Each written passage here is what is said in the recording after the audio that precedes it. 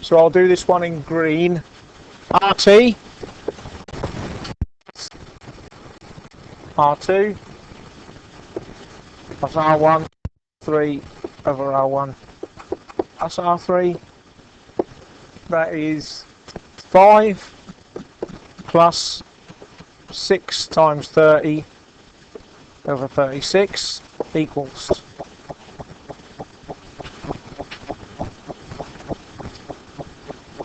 10 ohms.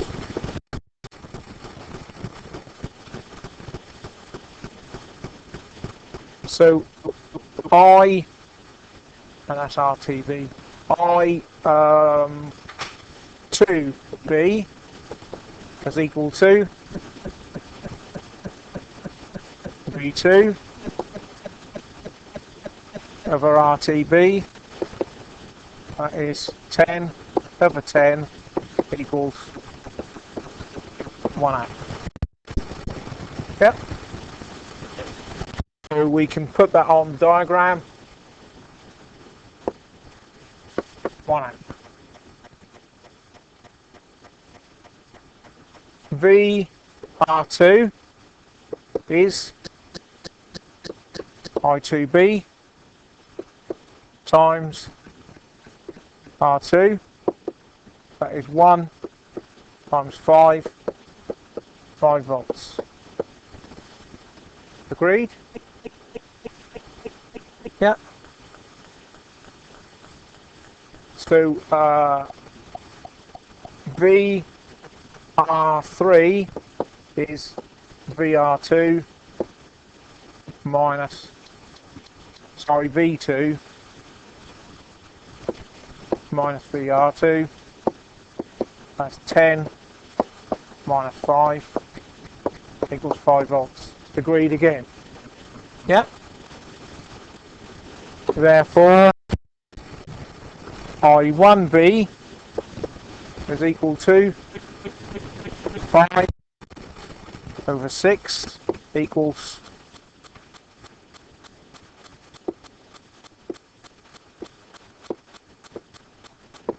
0.83 amps. Let's put that on the diagram.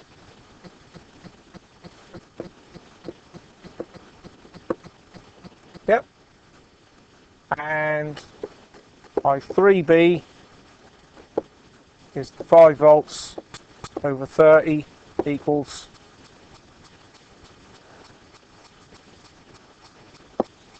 0.167 amps then, yeah? If you're only going to round it to 2 figures, that's 0.17 properly rounded, isn't it? Yeah, do you see that? That should just be... Alright, so we can put that on a diagram, 0.167.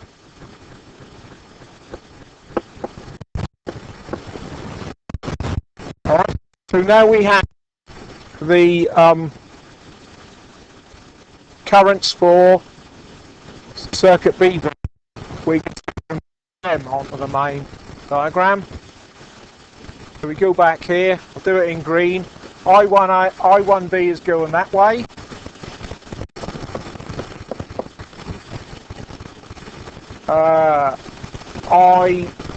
I2B going that way. Am I right? And I3B is gone down, yeah? And I1B measured how much?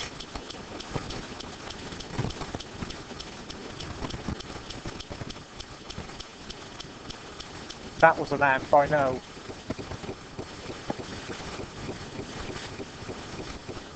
This was 0.167. I can't remember what I1B was.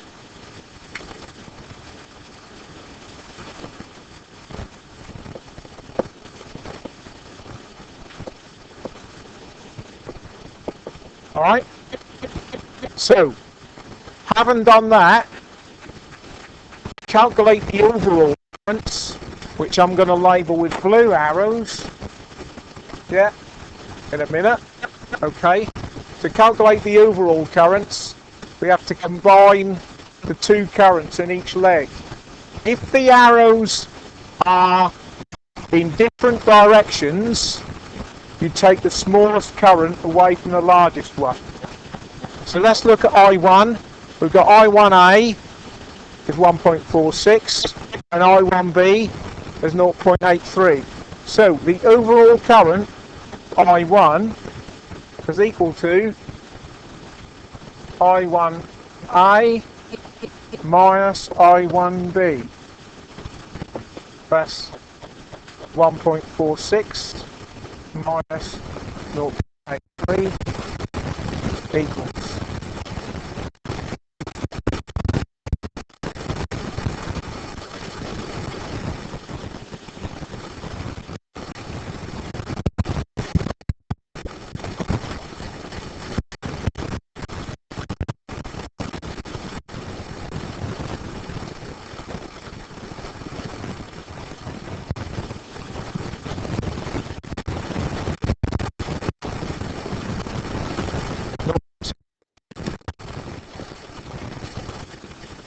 Yeah.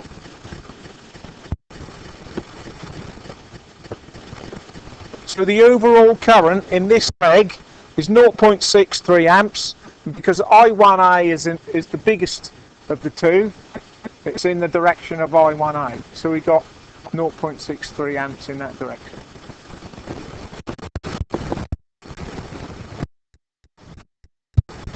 We now take I2. We've got I2A of 1.25 amps left to right, and I2B of an amp. So I2A, I2B, 1.25 minus 1 equals 0.25 amperes. And that is in the direction of I2A. Is I2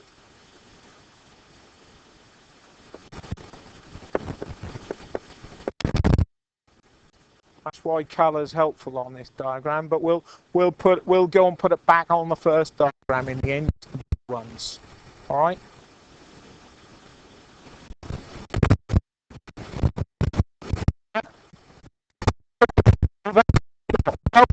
Mention, we would think current's going to flow out of that cell there, that 10-volt cell. That's actually flowing into it. That's like, if that's a battery being charged. Now you know why I said what I said. Yeah. And that first stab at the current arrows on the original overall diagram, we had that current arrow there in the wrong direction. But you don't really know that until you've done your calculations, because a slight change in value could have that property. And then I3, because the two currents, I3A and I3B, are in the same direction, we add them together. Yeah. So I3 is I3A plus I3B, which is 0.208 plus 0.167 equals 875 7 3 0.375.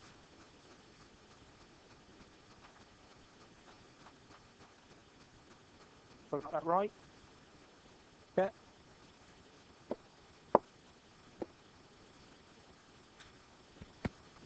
Okay. So that's the current through there. Power in R3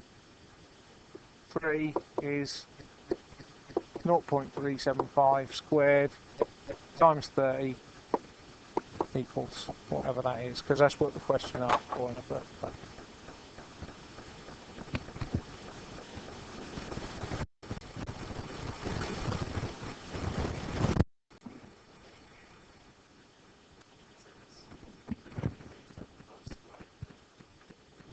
What's that?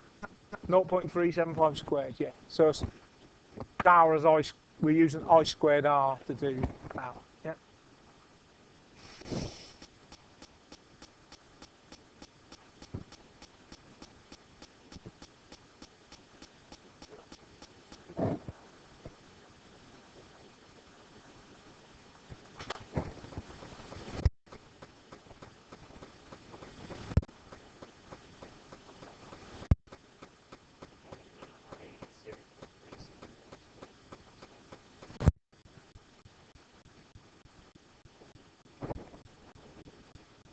Let's tidy that up a bit. As I squared R 0.375 squared times 30. What did that come out at, boys? Power.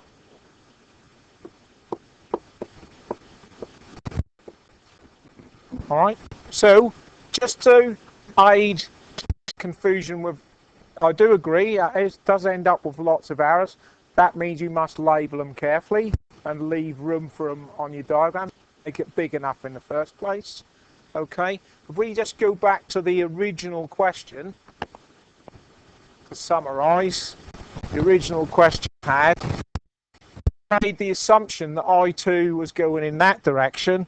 In actual fact, that's wrong. Let's go in that way. So that's the first difference. But we've now calculated by adding the two currents for the two circuits together that this correct direction 0.63 amps. I2 is actually in that direction 0.25 amps. Middle resistor is taken 0.75 amps.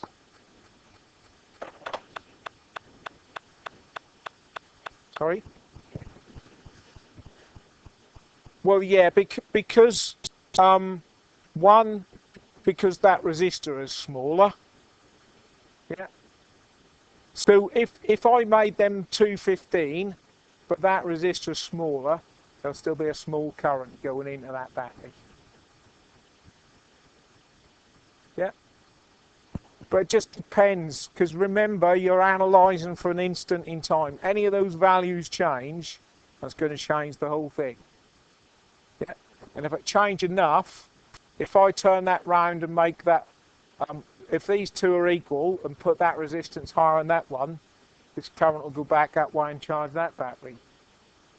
So there's a point where they would both contribute to the current down the middle, to what you would expect it to do under normal circumstances. Yeah, and that gives you an idea of why you shouldn't mix brand new AA cells that are half discharged, because you're going to end up with a situation like this: two AA cells in parallel, one's trying to charge the other, and I'll make them get extremely hot. Yeah, could get quite high charging current flowing. All right.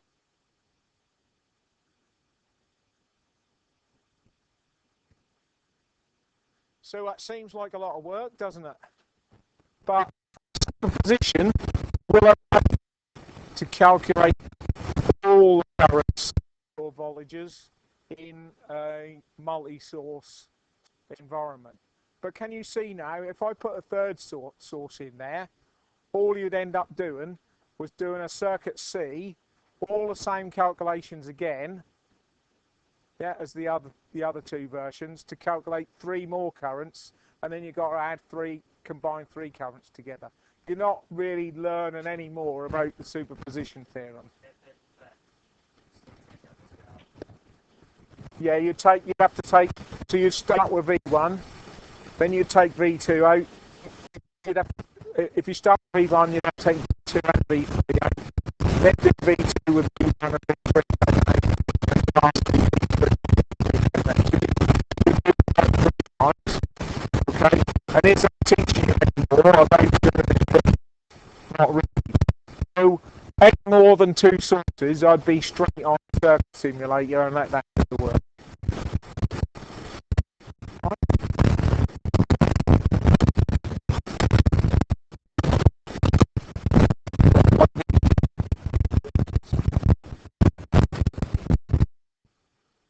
Yeah, what we're doing there is effectively we're saying this is an ideal battery, this bit, with its internal resistance, and that's excessively high to what a real one in real life would be. You wouldn't lose as much voltage as we are in this circuit here in a real battery. And this is another battery,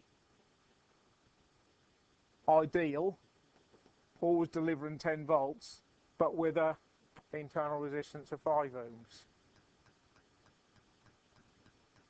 Yeah. And they are delivering current, or supposedly delivering current to this load. But because of the differences in voltage and the fact that that resistance is lower than that one, causing current to travel into that battery, so it's a charging situation. Because in case you didn't know, that's how you recharge a battery. You send current back in the opposite direction to what it came out. Yeah. Okay. Because of the time we lost, we ain't got time to really simulate that today. I mean, you can go and have a try. We've got 15 minutes left. All right. I do recommend, if you've got a machine at home, and I'm sure you all have, you get the circuit simulator. I'll give you the chance to have a go. Also in your notes this week, there is another superposition question for you to have a go at. All right? Yeah. Now, we will have a look at how you can use Thevenin's and maybe Norton's theorem to do more than one source. But the issue there is you need to concentrate on one load because you simplify the circuit. So the idea of Thevenin's and Norton's is that you can, once you've got your equivalent circuit, you can try different loads in it, but it doesn't give you all the currents and voltages. It only gives you the load current. All right, and you'll see that next time. Okay. And then in your assignment, you're going to no doubt get some of them to do. Fun. All right. So have a go at simulation.